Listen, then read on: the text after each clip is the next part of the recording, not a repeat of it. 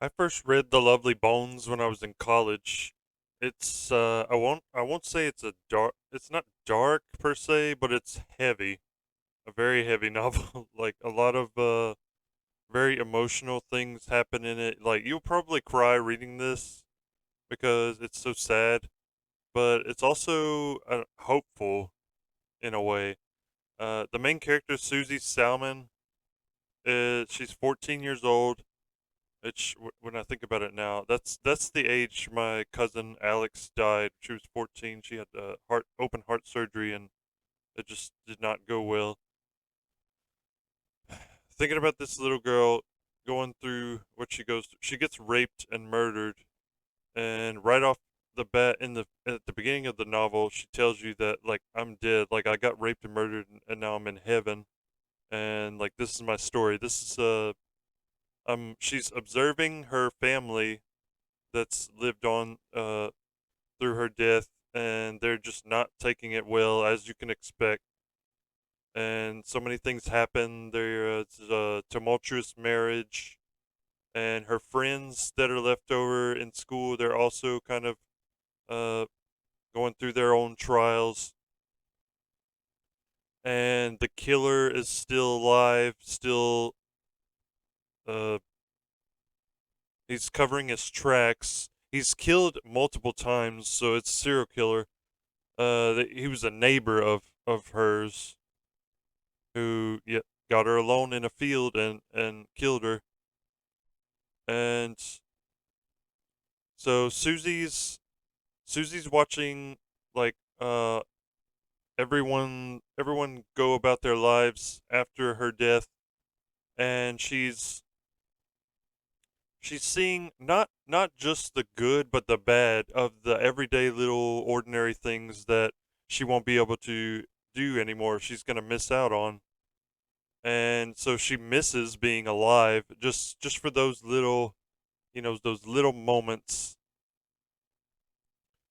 And it's one of those stories that touches upon the human spirit, the human condition, like very well. Like I think anyone can come away from this novel thinking this is a great story. Even though it's so sad. I mean, a lot of the best stories are really sad. uh the title itself, the author said, it's taken from a quotation. Yeah, at the story's conclusion, these were the lovely bones that had grown around my absence, the connections, sometimes tenuous, sometimes made at great cost, but often magnificent, that happened after I was gone, and I began to see things in a way that let me hold the world without me in it.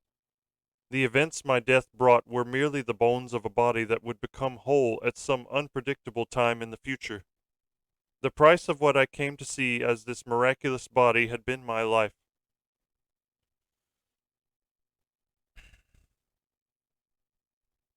So her body's never found. He dismembers her body, buries it in a sinkhole.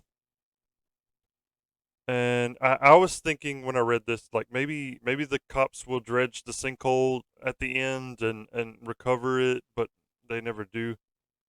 Uh, like Psycho, that he was putting the freaking cars in the sinkhole, and they eventually got him out. But yeah, that doesn't happen in this. But the killer, I will spoil it a little bit. I was going to spoil the whole thing, but I'm like, no, no, no. They better experience this for themselves. Uh, the killer does get his just dessert. I won't say how. And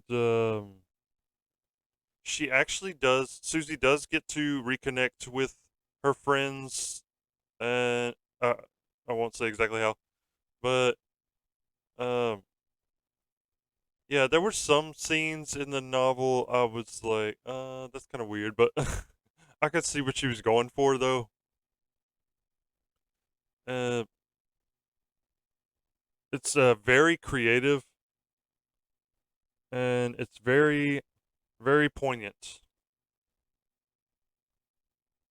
She she closes the novel by wishing Susie closes the novel by wishing the reader a long and happy life. So that's what it's about.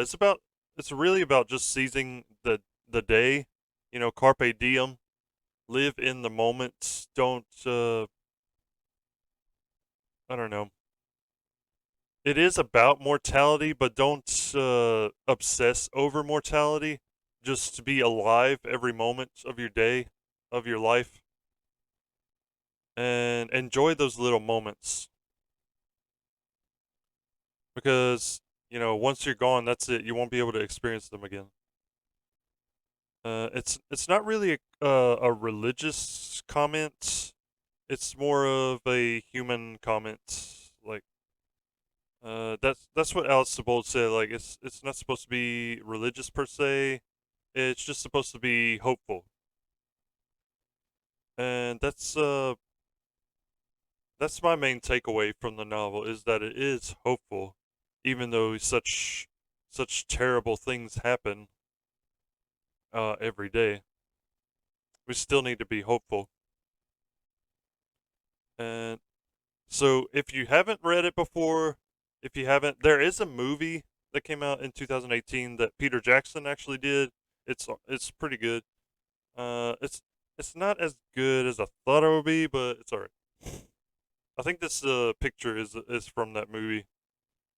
It does have its beautiful moments. I will say that. Stanley Tucci plays the killer.